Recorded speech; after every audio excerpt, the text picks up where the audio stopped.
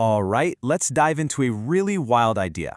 What if I told you that every single time you send money digitally, you're actually triggering a law from the Great Depression? Yeah, it sounds pretty out there, I know.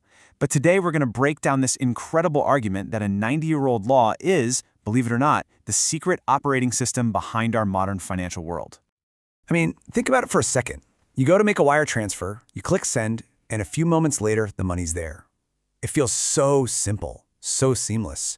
But what if that click wasn't just a click? What if it set off a whole legal chain reaction, one that was originally designed for paper and ink almost 100 years ago? That's the mystery we're unpacking today. So that's the central claim here, that Fedwire, which is really the digital backbone of our entire banking system, is secretly running on an operating system written way back in 1933.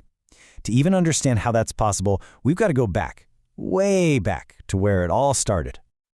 To really get this argument, we have to travel back in time. We're talking 1933, a year of absolute crisis. And we're looking at a piece of law that was born out of pure desperation, the Emergency Banking Act. You have to remember the context here. It's everything. The stock market had crashed. Thousands of banks had already failed. People's trust in the entire financial system was completely shattered. The government had to do something, and do it fast, to stop the bleeding. This law was a huge part of that emergency response. Okay, so buried deep inside this emergency law is the one term that makes this whole argument possible. It's a concept called eligible paper. Just think of these as legally solid IOUs. Things like a formal promise from a company to pay a supplier or an official bank draft. These weren't just scribbled notes. They were very specific financial documents that the government saw as reliable. And here's the crucial part. The 1933 Act set up this system where banks could take this eligible paper, go deposit it with the government, and in return get brand new, government-backed cash. It was a genius way to turn private IOUs into public money and try to get the economy moving again. So, a 90-year-old law about paper IOUs. How on earth does that connect to your banking app? Well, this is where the argument makes its biggest, most audacious leap. It tries to draw a straight line from the dusty pages of that old law right to the glowing screen in your hand. The theory basically proposes a direct swap. On the left, you see the old system, a paper draft. The argument is that today's digital Fedwire instruction is its legal twin. And the act of the Federal Reserve processing that transaction, well, that's just the modern-day version of depositing that piece of paper with the treasurer back in 1933. Now, this isn't just some loose analogy. The core claim is, and I'm quoting here, the system described in 1933 is not a historical relic, but is actively functioning today. The argument is that the exact same legal machinery is running right now, just with pixels instead of paper. So here's how the theory maps it all onto a modern transaction, step by step. First, a private debt gets created, let's say a loan. Second, someone sends a Fedwire payment to settle that loan.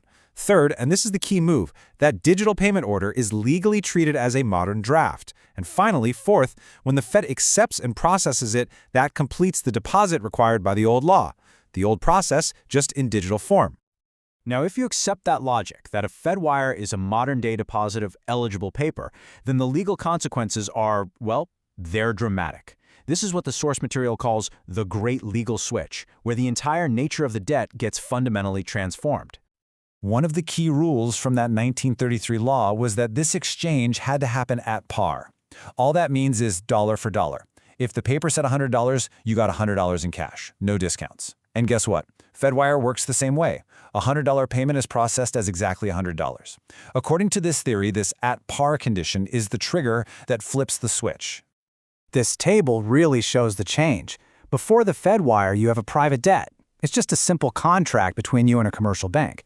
But after the Fed processes that payment, this theory argues it becomes something totally different, a public obligation held by the Federal Reserve itself and governed by law, not just a private contract. And how long does this massive legal transformation take? It's instantaneous. In the single moment it takes for one digital transaction to complete, the obligation is supposedly moved from the private sector right onto the public balance sheet of the Federal Reserve. And this, right here, is the most critical implication of the whole theory. The original private debt isn't just moved, it's considered paid, settled, extinguished. It's gone, replaced by a new public obligation. From this point of view, that private IOU you started with has literally vanished. Okay, so let's zoom out and put all the pieces together. What are the big implications of this argument? What are the main takeaways if this interpretation of the law is actually correct? So let's just quickly recap the 4 core claims here. Number 1, Fedwire is just the modern-day pipeline for that old 1933 law. Number 2, a digital payment is legally the same thing as an old paper draft. Number 3, hitting send is the same as making a formal deposit with the government. And finally, the bombshell, that this whole process legally wipes out the original private debt. So the logical endpoint of this theory is pretty stark. It suggests that once that Fedwire transfer is complete, the original deal is over. Done. From this legal perspective, any attempt to collect on that private debt would be like trying to collect on a debt that simply doesn't exist anymore. And that leaves us with a pretty mind-bending thought to wrap things up. Now, we've just broken down one very specific, and you have to admit, unconventional legal argument. But it really makes you wonder, doesn't it? If a law passed in the age of paper and ink could be argued to fundamentally define our digital money today, what other hidden rules and forgotten frameworks might be secretly shaping our financial world right under our noses?